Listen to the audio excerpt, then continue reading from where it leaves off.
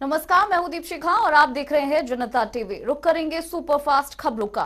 PM Modi ने video conferencing के जरिए सिडनी डायलॉग कार्यक्रम को संबोधित किया। क्रिप्टो करेंसी के दुरुपयोग को लेकर दुनिया को चेतावनी दी, कहा गलत हाथों में ना जाए बिटकॉइन। संबोधन के दौरान प्रधानमंत्री मोदी ने one nation one card scheme का किया जिक्र, कहा स्कीम से देश के करोड़ों मजदूरों को हुआ फायदा। एग्रीकल्चर और क्लीन एनर्जी में भी तकनीक का प्रयोग।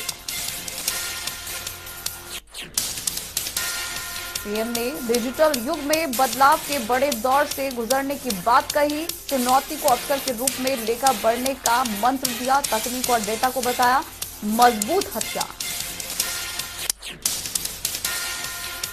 पीएम मोदी ने कहा कि तकनीक की वजह से ही भारत में टीकाकरण हो सका है सफल। आरोग्य सेतु और कोविन के इस्तेमाल से भारत जैसे विशाल देश में लगी है 110 करोड़ से ज्यादा की डोज। पीएम ने ऑस्ट्रेलिया को बताया भारत का गहरा दोस्त, कहा भारत और ऑस्ट्रेलिया की रणनीतिक साझेदारी दुनिया के लिए होगी कल्याणकारी। 19 नवंबर तक चलेगा सिडनी संवाद। एलएसी पर तनाव के बीच रक्षा मंत्री राजनाथ सिंह का लद्दाख दौरा। रेजांग ला में नए सिरे से बने युद्ध स्मारक का करेंगे उद्घाटन। टॉप आर्मी कमांडर्स के साथ बैठक। सुरक्षा की तैयारियों का लेंगे जायजा। जम्मू कश्मीर में सुरक्षा बलों को मिली बड़ी कामयाबी। कुलगाम में 2 जगह पर एनकाउंटर के दौरान सीआरएफ का कमांडर अफाक सिकंदर समेत 5 आतंकी ढेर। कुलगाम के कुंबाई एनकाउंटर में मारे गए 3 आतंकवादी। गोपालपोरा गांव में मुठभेड़ के दौरान सुरक्षा बलों ने 2 दहशत गर्दों को किया ढेर। सुरक्षा बलों ने गुप्त सूचना मिलने के बाद से ऑपरेशन को दिया अंजाम। इस साल अब तक जम्मू कश्मीर में 135 से ज्यादा आतंकियों का किया जा चुका है सफाया। जम्मू कश्मीर में 5 आतंकी ढेर करने के बाद से सुरक्षा बलों की टेरर फंडिंग पर भी चोट। आतंकी संगठन जैश ए मोहम्मद के 3 संदिग्ध सहयोगियों को 43 लाख रुपए की नकदी के साथ किया गिरफ्तार। जम्मू कश्मीर में पुलिस के मुताबिक जब्त की गई रकम को दक्षिण कश्मीर लेकर जा रहे थे 3 लोग। गिरफ्तार किए गए आरोपियों की पहचान फयाज अहमद, उमर फारूक और मौजम परवाज के रूप में हुई। जम्मू कश्मीर के उपराज्यपाल मनोज सिन्हा का बड़ा बयान, कहा राज्य में कुछ लोग गड़बड़ी फैलाने की कोशिश कर रहे हैं। 2 साल बाद घाटी में नहीं दिखेगा आतंकवाद। मनोज सिन्हा ने कहा कि जम्मू कश्मीर से आतंक के खात्मे के लिए सरकार बना रही बड़ा प्लान। जल्द आतंक से मुक्ति होगी घाटी। नॉर्दर्न रीजन एक्सपोर्ट के पुरस्कार समारोह में सिन्हा ने कही ये बात। अनिल देशमुख की गिरफ्तारी से एनसीपी प्रमुख शरद पवार हुए खफा। केंद्र सरकार पर निशाना साधते हुए कहा मोदी सरकार को हर हिसाब की कीमत चुकानी होगी। शरद पवार का आरोप, केंद्र सरकार ईडी और सीबीआई का कर रही दुरुपयोग। कहा सरकारी जांच एजेंसी इसका गलत इस्तेमाल कर हमारे सहयोगियों को किया जा रहा परेशान। एनसीपी प्रमुख शरद पवार ने देश में बदले की राजनीति किए जाने का लगाया आरोप। कहा बीजेपी के पैर जमीन पर नहीं है और सत्ता से चढ़कर बोल रही है। शरद पवार के बिना नाम लिए ही महाराष्ट्र पूर्व मुख्यमंत्री देवेंद्र फडणवीस पर भी उन्होंने साधा निशाना। कहा सत्ता हाथ से चले जाने से कुछ लोग महसूस कर रहे थे अस्वस्थ। राज्य सरकार को अस्थिर करने की हो रही है कोशिश। एनसीबी के जोनल डायरेक्टर समीर वानखेड़े के धर्म पर फिर उठे सवाल। एनसीपी नेता नवाब मलिक ने प्रेस कॉन्फ्रेंस कर वानखेड़े का धर्म बताने के लिए जारी किया school leaving certificate. Nawab Malik ने बॉम्बे हाईकोर्ट में जमा कराया समीर वानखेड़े का बर्थ सर्टिफिकेट। सर्टिफिकेट के मुताबिक समीर का पूरा नाम है समीर दाऊद वानखेड़े। पंजाब के सीएम चरणजीत सिंह चन्नी और राज्य के कई कैबिनेट मंत्री आज करतारपुर साहिब के करेंगे दर्शन। नवजोत सिंह सिद्धू को नहीं मिली पहले जत्थे के साथ जाने की इजाजत। यूपी के मुख्यमंत्री योगी आदित्यनाथ ने उत्तराखंड के सीएम पुष्कर सिंह धामी से लखनऊ में की मुलाकात। दोनों राज्यों के बीच 21 साल पुराने परिसंपत्ति विवाद पर हुई चर्चा। पुष्कर सिंह धामी और योगी की मुलाकात के बाद से लखनऊ में दोनों राज्यों के वरिष्ठ अधिकारियों ने की बैठक। उत्तराखंड राज्य बनाने के बाद से दोनों राज्यों के बीच जमीन के कई हिस्सों को लेकर बना हुआ है विवाद। तो विधानसभा चुनाव से पहले सपा को बड़ा झटका, राम निरंजन समेत समाजवादी पार्टी के 4 एमएलसी बीजेपी में शामिल। सदस्यता ग्रहण के दौरान भाजपा के प्रदेश अध्यक्ष स्वतंत्र देव सिंह ने अखिलेश पर साधा निशाना, कहा अपनी पार्टी की हालत से देखकर अखिलेश यादव की उड़ी नींद। हाजीपुर में अखिलेश यादव ने भरी हुंकार, बोले यूपी सरकार ने पूर्वांचल एक्सप्रेस वे को आधा अधूरा बनाया, 2022 में भाजपा का हो जाएगा सफाया। गाजीपुर में पखनपुरा में अखिलेश ने जनसभा को किया संबोधित, योगी सरकार पर साधा निशाना, कहा प्रदेश में चल रहा है बुल और बुलडोजर। दिल्ली में प्रदूषण को लेकर सुप्रीम कोर्ट में फिर मंथन, दिल्ली एनसीआर में सटे सभी राज्यों ने दाखिल किया हलफनामा। केंद्र ने दाखिल किया 392 पेजेस का हलफनामा, प्रदूषण पर काबू पाने के उपायों का किया गया जिक्र।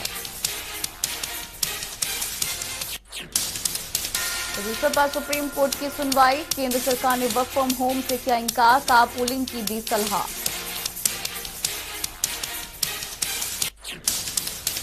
सुप्रीम कोर्ट की फटकार के बाद से टूटी नींद, प्रदूषण पर केजरीवाल सरकार का नया एक्शन प्लान, 21 नवंबर तक निर्माण कार्यों पर रोक, सरकारी दफ्तरों में 100% वर्क फ्रॉम होम की कही बात।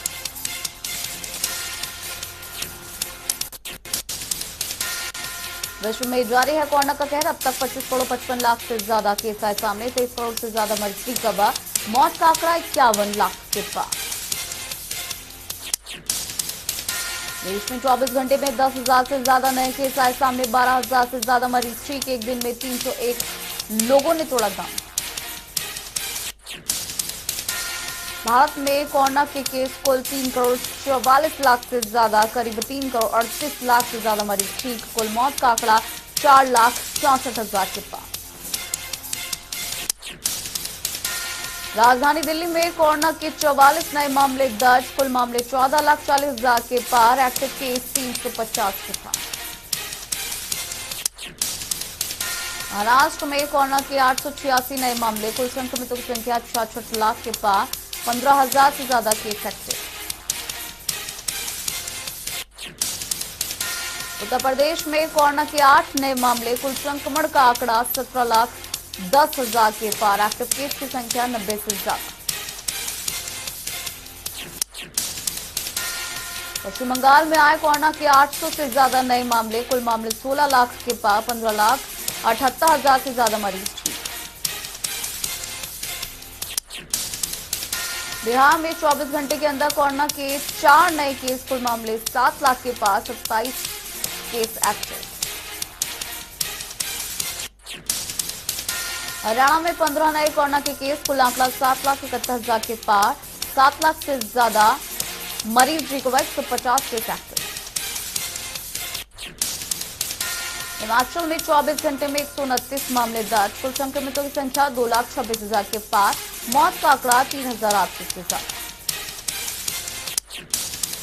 देश में कोरोना के खिलाफ वैक्सीनेशन अभियान जारी, वैक्सीनेशन का आंकड़ा 113 करोड़ 68 लाख के पार।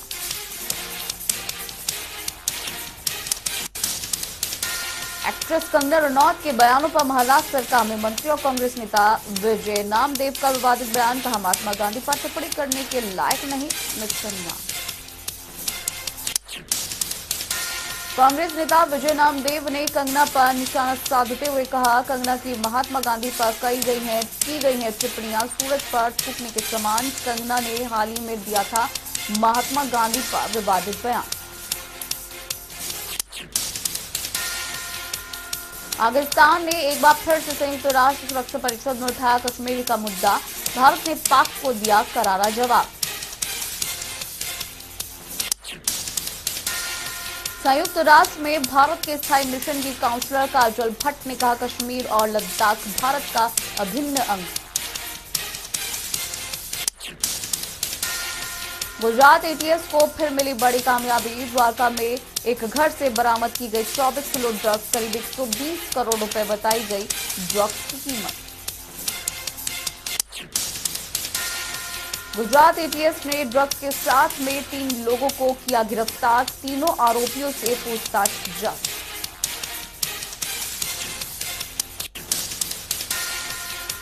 हरियाणा के भिवानी में सीएम मनोहर लाल ने बीजेपी कार्यालय का किया उद्घाटन। तो शाम रोड के पास बनकर तैयार हुआ बीजेपी कार्यालय।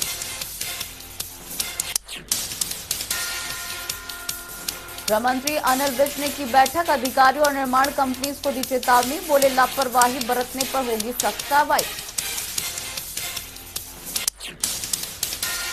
अंबाला छावनी में चल रहे निर्माण कार्य में देरी पर गृह मंत्री ने जताई नाराजगी। जिम्मेदारी से काम करने की अधिकारियों को दिया निर्देश। मीडिया से बातचीत में बोले अनिल विज, कहा हर घर तक जल पहुंचाने की योजना पर हो रहा काम। अधिकारियों को दिया मिलकर काम करने के निर्देश। चंडीगढ़ में शिक्षा एवं पर्यटन मंत्री कंवरपाल गुर्जर ने की जनता टीवी से बात। बोले प्रदेश में 1 दिसंबर से पूरी तरह से खोल दिए जाएंगे स्कूल। दिल्ली के वायु प्रदूषण पर बोले कंवरपाल गुर्जर, प्रदूषण को रोक पाने में दिल्ली सरकार पूरी तरह से नाकाम। केवल पराली जलाने से नहीं हुई प्रदूषण की भयावह स्थिति। टीचर भर्ती के मामले पर सवाल पर बोले शिक्षा मंत्री कंवरपाल गुर्जर, कहा जल्द होगी टीचर्स की भर्ती। कर्मचारी चयन आयोग को लिखा गया है पत्र।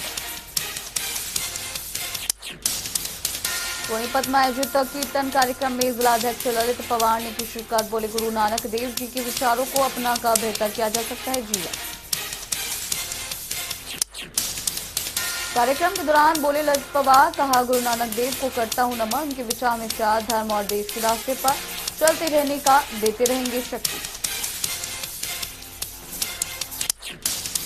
बल्लभगढ़ में बढ़ती महंगाई के खिलाफ कांग्रेस का हल्ला बोल। प्रदेश अध्यक्ष कुमारी सैलजा की अगुवाई पर निकाली गई जन जागरण पदयात्रा। जन जागरण पदयात्रा के दौरान कांग्रेस के वरिष्ठ नेता रहे मौजूद पूर्व प्रदेश मंत्री विजेंद्र कादियान ने सरकार पर लगाया जन विरोधी होने का आरोप। नारनौल में कांग्रेस का जागरूकता अभियान जारी। प्रदेश के बीजेपी सरकार पर लगाया लोगों को गुमराह करने का आरोप। बल्लभगढ़ में बढ़ती महंगाई के खिलाफ कांग्रेस का हल्ला बोल। जन जागरण अभियान के तहत निकाली गई पदयात्रा। अंबाला में नगर निगम ने की तीसरी बैठक। 2 मनोनीत पार्षदों को दिलाई गई शपथ। बैठक में रखे गए 9 विषयों पर हुई चर्चा।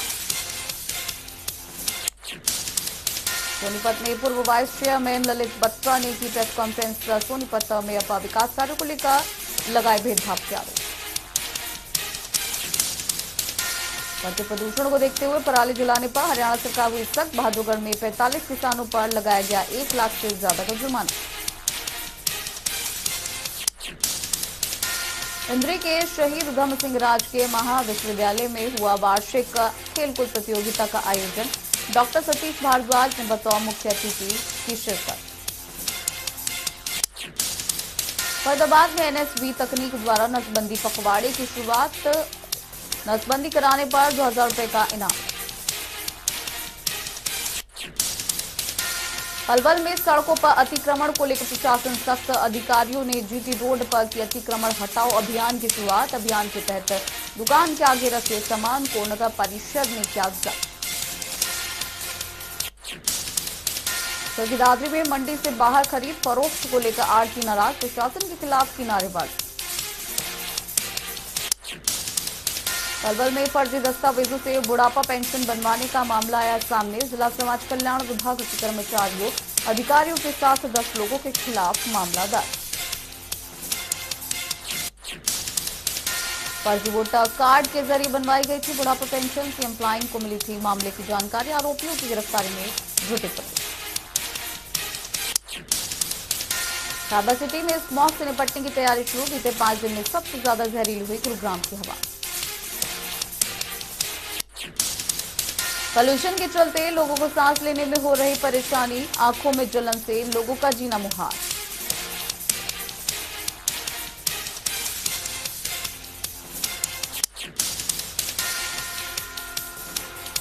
गौरक्षा दल पर की गई ताबड़तोड़ फायरिंग, गायों को वाहन सहित छोड़कर फरार हुए तस्कर, मामले की जांच में जुटे पुलिस।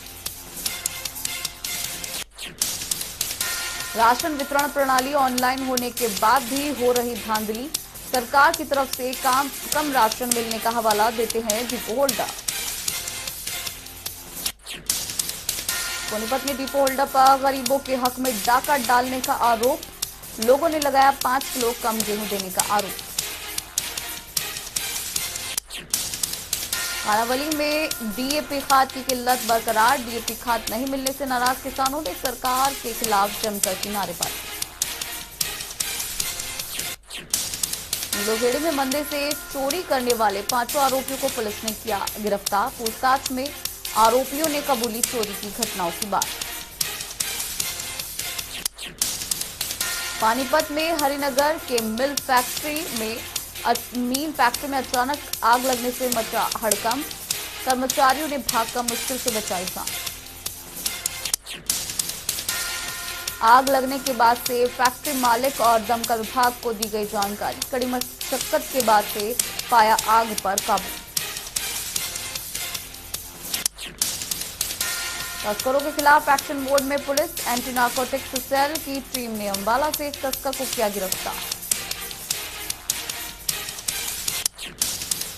एंटी नार्कोटिक्स सेल ने नशा तस्कर को पूछताछ के बाद कोर्ट में किया पेश, केस दर्ज कर शुरू की जांच।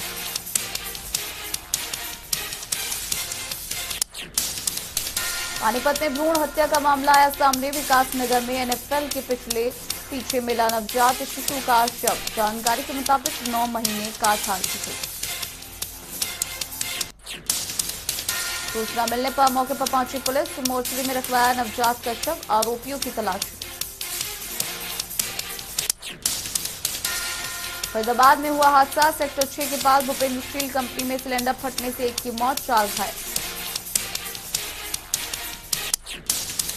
मृतक के परिजनों ने कंपनी प्रबंधक पर लगाया लापरवाही का आरोप, मौके पर पहुंचे स्थानीय पार्षद दीपक चौधरी, कंपनी प्रबंधक पर कार्रवाई को लेकर की मांग। भूटान में ड्रैगन के घुसपैठ, चीन ने 25,000 एकड़ में अवैध तरीके से बसाए 4 गांव, सैटेलाइट तस्वीरों के जरिए हुआ खुलासा। अगले साल चीन में होने वाली 30वीं मंत्री स्तरीय बैठक के लिए तालिबान को आमंत्रित करेगा पाकिस्तान। विदेश मंत्री शाह महमूद कुरैशी ने किया ऐलान, बैठक में अफगानिस्तान के मुद्दों पर होगी चर्चा। अवैध कब्जे को लेकर अमेरिकी राष्ट्रपति से बोले जिनपिंग, कहा हमारे पास नहीं है किसी भी देश की इंच भर जमीन। साथ ही ये भी कहा कि हमारा शांति प्रिय देश है, आक्रामकता हमारे देश के मूल सिद्धांत में नहीं है। पाकिस्तान भी करेगा चुनाव में ईवीएम का इस्तेमाल, सदन में पास किया गया बिल, ईवीएम के इस्तेमाल करने को लेकर विपक्षी दलों ने इमरान पर साधा निशाना, कहा सत्ता बचाने के लिए इमरान सरकार ने लागू किया है नियम। कनाडा के ब्रिटिश कोलंबिया में बाढ़ का कहर, 25 लाख की आबादी वाले वैंकूवर शहर का हाल बेहाल, जलभराव के चलते कनाडा का सबसे बड़ा बंदरगाह किया गया बंद।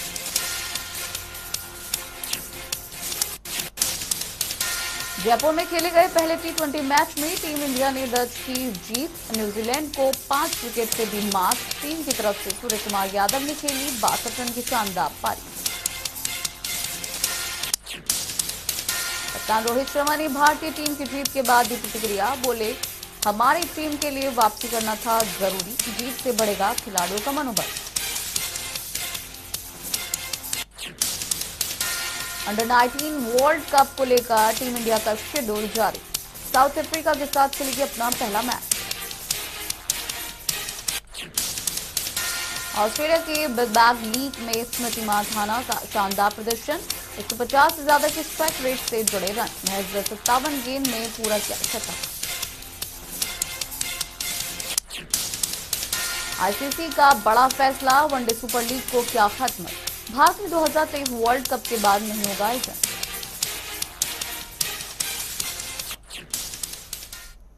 चलिए फिलहाल रुकते हैं छोटे से ब्रेक के लिए।